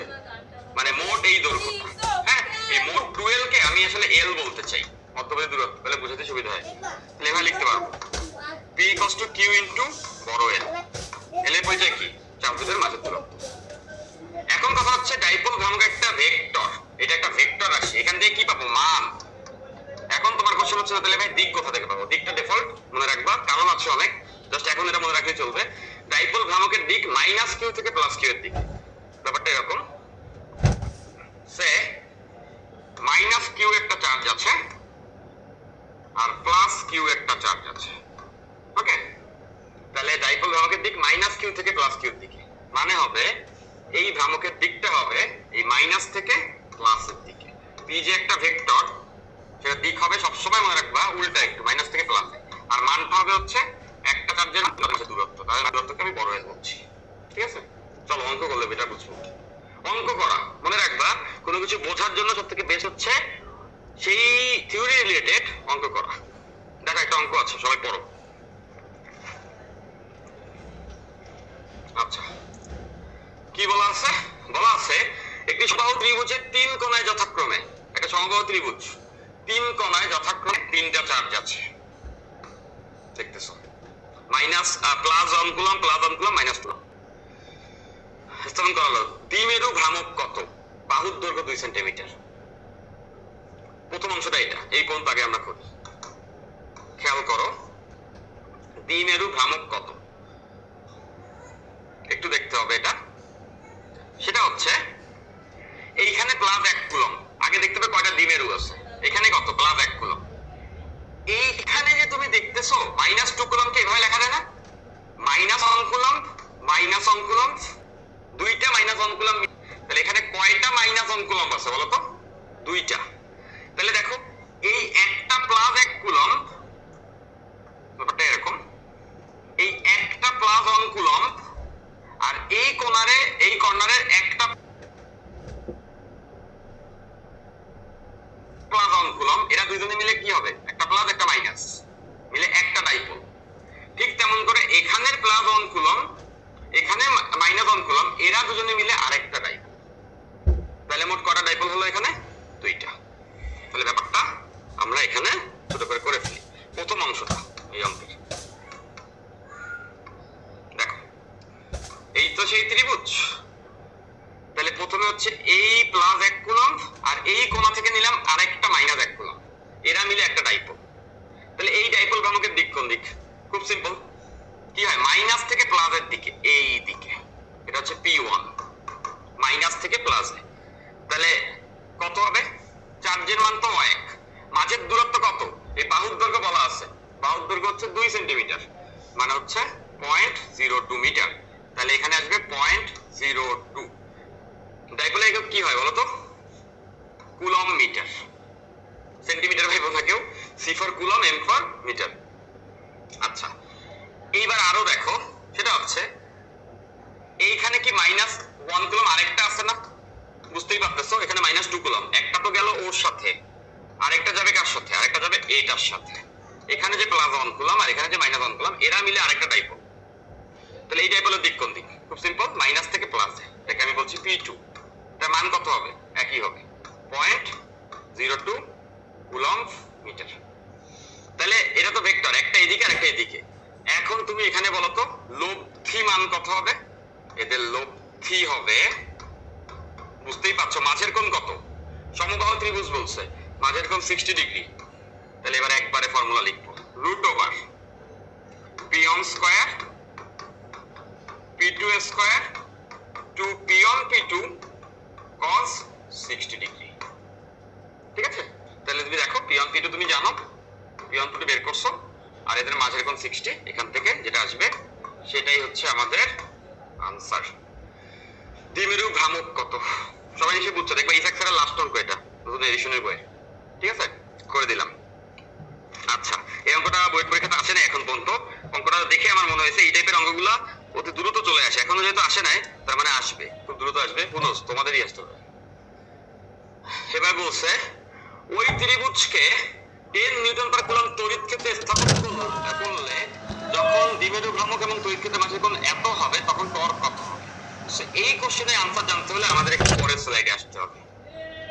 এই পরের অংশটা আমরা প্রথম অংশটা করে ফেলছি, এর পরের অংশটা করতে হলে আমাদের একটু থিওরি জানতে হবে, সেটা একটু সাউন্ড হচ্ছে,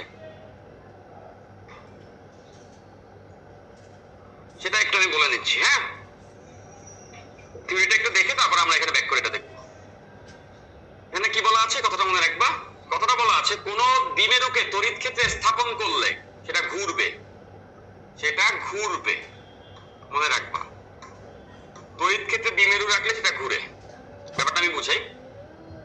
মনে করো এই দিকে তড়িৎ বর্ণরেখা আছে ই, এখন এইখানে প্লাস কিউ চার্জ, এখানে প্লাস কিউ চার্জ আছে, এখানে মাইনাস কিউ চার্জ আছে। তাহলে চিন্তা করো এই দিকে সে একটা বল পাবে, সেই বলটা কত হবে, এই চার্জের মান ইনটু হচ্ছে এই প্রাবল্যের দিক, এই দিকে বল পাবে, যেদিকে প্রাবল্য সেই দিকে বল পায়। বলরেখাগুলো দিয়ে গেছে, বলা আছে তো তড়িৎ ক্ষেত্রে স্থাপন করলে ঘুরবে, তড়িৎ ক্ষেত্রে রাখা হয়েছে একটা ডাইপোলকে। সো প্লাস চার্জ যদি এদিকে বল পায়, মাইনাস চার্জ ঠিক ওর সমান্তরালে বিপরীতে বল পাবে। তাহলে এইখানে মাইনাস কিউ একই বল বিপরীতে পাবে, ঠিক আছে, একটা এদিকে আর একটা এদিকে। এখন দেখো এই কোণটা যদি থিটা হয়, তাহলে এই বলের এই বরাবর একটা অংশ আছে, অংশটা কত, কিউই তো বল ইনটু সাইন। দেখো এটা এটার সঙ্গে কোণ থিটা, তাহলে লম্ব দিকে কত হবে, সাইন থিটা। ঠিক তেমন করে এইটা থিটা হলে এই কোণটাও কত, থিটা। তাহলে এই কিউই বলটা লম্ব দিকে কত বল যাবে, কিউই সাইন থিটা। দেখো এই দিকে পাইছি কিউই সাইন থিটা, এই দিকে পাইছি কিউই সাইন থিটা। তোমরা সবাই জানো বা ম্যাথে পড়ছো দণ্ড বা কাপল বলে একটা ব্যাপার। মনে রাখবা কোন একটা বস্তু, আমি মোটরে পড়াইছি, আমাদের যে তড়িৎ চুম্বকের যে গ্লাসটা, ওই গ্লাসটা একটু খেয়াল করবা, মোটরে আমি দেখাইছিলাম এটা, আবারও বলে দিচ্ছি। যদি দুইটি সমান বল পরস্পর সমান এবং বিপরীতে হয়, সমান এবং বিপরীতে হয়, দেখো দুইটা বলের মান সমান এবং এটা পরস্পর বিপরীত, ঠিক আছে, সেই ক্ষেত্রে এই জিনিসটা সেন্টারের চারপাশে ঘুরতে থাকে, কেন্দ্রের চারপাশে ঘুরতে থাকে, এটাকে বলা হয় কাপল। এবং এই কাপলের মোমেন্ট বলে একটা ব্যাপার আছে। কাপলের মোমেন্ট বলতে বোঝায় দণ্ডের ভ্রামক, ভ্রামক থাকা না টর্ক থাকা, টর্ক থাকলেই কোনো বস্তু ঘুরে, সেটাই কষ্ট হয় এদের মধ্যবর্তী দূরত্ব into F, F into D, ঠিক আছে। তাহলে এখানে খেয়াল করো, আমরা সবাই দেখতে পাচ্ছি যে এই জায়গায় একটা বল আছে, এই জায়গায় একটা বল আছে, ঠিক আছে, এটাকে ভাগ করে দিয়েছে। আরো দুইটা অংশ কিন্তু পাবা, এই দিকে একটা অংশ পাবা, এই দিকে আরেকটা অংশ পাবা, আনুভূমিক অংশ। খেয়াল করে দেখো অংশটা সমান আসবে, পরস্পর বিপরীত কেটে যাবে। আর যে উলম্ব অংশদ্বয় তারা এটাকে একটা কাপল দিবে, মানে সেটা তখন ঘুরবে, সোজা কথা। তাহলে এখানে খেয়াল করো এই কাপলের যে ফোর্সটা, সেই ফোর্সটা কত হবে, ফোর্সটা ইকুয়ালস টু হবে কিউ ই সাইন থিটা। এইটা একটু মনে রাখবা। থিটা কাদের মাঝে অ্যাঙ্গেল, থিটাটা হচ্ছে ওই দ্বিমেরু ভ্রামক এবং যে এল যে আছে দৈর্ঘ্য, মানে দ্বিমেরু ভ্রামকের যে দিকটা সেটা তোমরা জানো, মাইনাস থেকে কোন দিকে হয়, প্লাসের দিকে, তাই তো। তাহলে দ্বিমেরু ভ্রামক এবং প্রাবল্যের মাঝের দিকটাকে আমরা বলবো হচ্ছে থিটা। এটা একটা ফর্মুলা, আমি এখানে লিখে রাখলাম এফটা। তাহলে দেখো তো টর্ক কত আসবে, আমরা সবাই জানি টর্ক ইকুয়ালস টু কি হবে, বল ইনটু দূরত্ব। তাহলে আমাদের বলটা কত, আমাদের বলটা কিন্তু এখানে দেওয়া, বের করে ফেলছি, কিউ ই সাইন থিটা। তাহলে এখানে হচ্ছে আমরা যদি বসাই দেই এফ এর এখানে কিউ ই সাইন থিটা, বল ইনটু দূরত্ব। তাহলে দেখো আমি জাস্ট এখান থেকে ইন্টারপ্রেট করে দিচ্ছি, কিউ আমাদের বলটা কত আসছে, Q E sine theta into দূরত্ব, দূরত্বটা কত, টোয়াইস এল, কারণ মাঝের গ্যাপটাকেই আমরা কি বলি, টোয়াইস এল। তাহলে খেয়াল করে দেখো এই কিউ আর এই টোয়াইস এল এটা মিলে আবার কি হবে, পি আমরা জানি, আর সঙ্গে হচ্ছে ই সাইন থিটা। তাহলে এটা একটা ফর্মুলা মাথায় রাখবা। টর্ক, যে কোনো দ্বিমেরুর টর্ক হচ্ছে গিয়া পিই সাইন থিটা। আর এই যে টর্ক যেখানে আছে, আমাদের যদি কৃতকাজ বের করতে হয়, কৃতকাজ যদি বের করতে হয় তাহলে মনে রাখবা কৃতকাজ বের করার ক্ষেত্রে কাজ equals to integration F DX, কৌণিক বলের জন্য কাজ কি হবে, এফ এর জায়গায় টর্ক ডি থিটা। এইখানে টর্কের যে সূত্র আছে ওটা বসায় ইন্টিগ্রেট করলে এইটা আসবে কাজ, W equals to PE 1 minus cos theta, 1 minus cos theta, এটাকে এভাবে লেখা উচিত, W equals PE cos theta initial minus cos theta final। এখন 0 ডিগ্রি থেকে ঘুরতে শুরু করলে cos 0 ডিগ্রি ভ্যালু 1 হয়। বুঝতে পারছি কত কোণ থেকে ঘুরতে শুরু করছে, কত কোণে গেছে। তাহলে আমাদের সোজা কথা, সব কথা তুমি যদি এই থিওরির ডেরিভেশনে একটু প্যারা খেয়ে যাও, এটা মনে থাকবে না ডেরিভেশন, তুমি জাস্ট এটা মনে রাখবা, টর্ক কি কষ্ট হবে পি সাইন থিটা, আর থিটাটা কাদের মাঝে কোণ, পি এবং ই এর মাঝের কোণ, আর কাজ হচ্ছে P cos theta I cos theta F. দেখো এই অঙ্কটা একবার করলে বুঝে যাবা। এখানে একটা অঙ্ক আমরা বাদ রেখে গেছি, ওটা একটু করে যাই, যেহেতু এটা ওখানে রিলেট ছিল। ওই ত্রিভুজকে এত তড়িৎ ক্ষেত্রে স্থাপন করলে দ্বিমেরু ভ্রামক এবং তড়িৎ চুম্বক ক্ষেত্রে মাঝের কোণ যদি 30 হয়, মানে থিটার ভ্যালু দিয়ে দিছে, টর্ক কত, টর্কের সূত্রটা আমরা এখানে দেখলাম। টর্কের সূত্র দেখার পরে torque equals to P E sin theta, থিটার ভ্যালু আমরা জানি এখানে দেওয়া 30, ই বলা আছে, কত তড়িৎ ক্ষেত্রে রাখছে 10, আর পি তো আমাদের এই অঙ্কটারই প্রথমটার আনসার, এই যে এটা এখানে বসে গেলে আনসার চলে আসবে। এই অঙ্কটা এবার করতে হবে, সবাই স্টেটমেন্টটা দেখে ফেলো। খুব সিম্পল, একটি ত্রিভুজকে এত তড়িৎ ক্ষেত্রে স্থাপন করায় যদি 60 ডিগ্রি ঘুরে কৃত কাজ কত হবে? সো কৃত কাজের সূত্র পিই cos theta initial minus cos theta final. খেয়াল করো যে এটাই আমাদের সূত্র। সো আমাদের এখন ডেটাগুলো বসায় ফেলতে হবে। তো ডেটাগুলো আমরা তো দেখতেই পাচ্ছি, তড়িৎ ক্ষেত্রের মানটা দেওয়া আছে, তড়িৎ ক্ষেত্রের মানটা আমাদের হলো 50, আর এখানে প্রথমটা কত দরকার 0, কিছু না দেওয়া থাকলে প্রথম কোণটা 0, মানে ইনিশিয়ালি সামনে অবস্থা ছিল, এটা হচ্ছে 0, আর কত কোণ ঘুরে গেছে 60। ওকে, এখন আমাদের পি কে লাগবে, ওই ত্রিভুজকে, কোন ত্রিভুজ, এই আমাদের আগের অঙ্কের ত্রিভুজ এইটা, এই ত্রিভুজের পি তো আমরা এখানে বের করেই রাখছি, ওইটাকে এখানে বসাই দিতে হবে আগের অঙ্কের পিটা। তাহলে এটা হচ্ছে এই অঙ্কের আনসার। হোপফুলি সবাই বুঝছো। লাস্ট টপিক ধারকের, এখানে যেটা বলা আছে সেটা হচ্ছে ধারকের কোন আশেপাশে কোন বিন্দুতে আমাদের হচ্ছে প্রাবল্য নির্ণয় করার সূত্র। সূত্রটা এখানে দেওয়া আছে, সূত্রটা আমি আগে একটু নিজে লিখে দিচ্ছি। ব্যাপারটা এরকম, একটা ধারক যদি থাকে plus Q charge minus Q charge, এই দুইটার মাঝে ওই যে মিড পয়েন্টই আমরা ডিভিশন করি, এইদিকে এল এইদিকে এল, এই জন্যই টয় দেন, ঠিক আছে। এখন তুমি চাচ্ছ যে এইখান থেকে আর দূরের কোন বিন্দুতে তুমি হচ্ছে ই বের করবা, তাহলে ই বের করার সূত্র এখানে দেওয়া আছে, সেটা হচ্ছে এরকম 1/4 pi epsilon not P by R cube root over 1 প্লাস 3 cos স্কয়ার থিটা। খুব কঠিন একটা সূত্র, বাট মনে রাখতে হবে, বুঝছো সবাই? আচ্ছা, এইখানে তোমাদের বিভবের সূত্রটাও মনে রাখা দরকার, সেটা হচ্ছে 1/4 pi epsilon not P cos theta, ঠিক আছে। তো তোমার আর এখানে হবে আর স্কয়ার। এই দুইটা ফর্মুলা খুব ডেডিকেটেড, এই দুইটা ফর্মুলা আমরা মনে রাখি না, মনে রাখতে অবশ্যই হবে, ঠিক আছে। আচ্ছা, তাহলে এখানে কি কি জানতে হবে একটু খেয়াল করো। ফার্স্ট অফ অল এখান থেকে কত দূরের বিন্দু এইটা, তাই তো, দূরত্বটা জানতে হবে। দেখো এখানে দূরত্ব আছে, ডাইপোলের ভ্রামক জানতে হবে, সেটা তো চার্জ এবং মাঝের দূরত্ব জানলেই বের করা যাবে। আর জানতে হবে থিটা, থিটা কোনটা, এই যে এই থিটা কত কোণে আছে, ঠিক আছে। আচ্ছা, এখানেও সেই একই কথা, দূরত্ব ভ্রামক থিটা। আচ্ছা, খুব কাছাকাছি হলে, থিটা খুব ছোট হলে, দেখো থিটা যদি খুব ছোট হয়, এই সূত্রেই খেয়াল করো, থিটা যদি খুব ছোট হয় তাহলে এখানে cos 0 ডিগ্রি মানে 1 হয়ে গেলে এখানে আসবে 3 প্লাস 1, মানে cos 0 তো 1, 4 রুট ওভার 4 মানে 2, ওই 2 দিয়ে এই 4 কাটলে 2 থাকে, এখানে ভুল আছে, এখানে 2 হবে, ঠিক আছে। খেয়াল করো এটা 2 হবে। খুব ছোট হলে, থিটা যদি খুব ছোট হয় তাহলে এখান থেকে 2 বেরোবে, ওই 2 এখানে কেটে যাবে, তখন হবে P by 2 pi epsilon R Q. তুমি দেখবে এইটা দিয়ে ইসাক স্যারের এক্সাম্পল অঙ্কগুলো করে রাখছে, বাট বেসিক্যালি ওইটা ফর্মুলা। ওকে, এই দেখো এই অঙ্কটা সবাই পড়ো।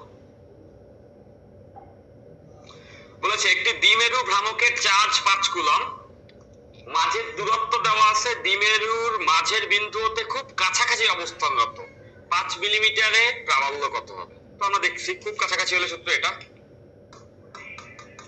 1/2 pi epsilon not Q by, sorry Q না, P by R cube. P by R cube, খুব কাছাকাছি বলে দিছে। সো এখন তুমি জাস্ট ডেটাগুলো বসে দিবা, ডেটাগুলো সব দেওয়াই আছে।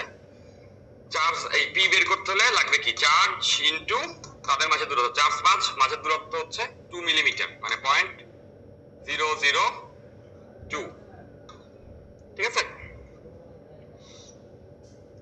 আচ্ছা, তো তারপরে যেটা হলো, তারপরে আমাদেরকে আর লাগবে হচ্ছে আর কিউব। আর এর ভ্যালু আমাদের বলা আছে, দেখো আমাদের আর এর ভ্যালু কত বলা, আমাদের আর এর ভ্যালু বলা হচ্ছে কোথায়, খুব কাছাকাছি 5 মিলিমিটার, মানে 5 ডিভাইডেড বাই 1000।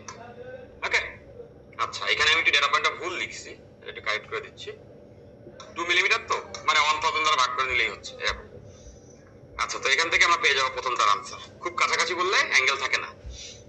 ওই বিন্দুতে 1 কুলম্ব চার্জ 1 মিলিমিটার ব্যবধানে একটি দ্বিমেরু স্থাপন করলে এটি 60 ডিগ্রি ঘুরতে কৃত কাজ কত, কাজ বের করতে হবে। ওকে, আচ্ছা তাহলে কাজ বের করার সূত্রটা আমরা ডাইরেক্টলি জানি, আমরা দেখেছি তাই না? সূত্রটা কি? সূত্র হচ্ছে P E cos theta initial minus cos theta final. Okay, তাহলে পি তো আমরা বের করতেই পারছি, এই আগের অংশেই করেছি, এটাই পি, ওটা এখানে বসবে। ই কোথায় পাবো?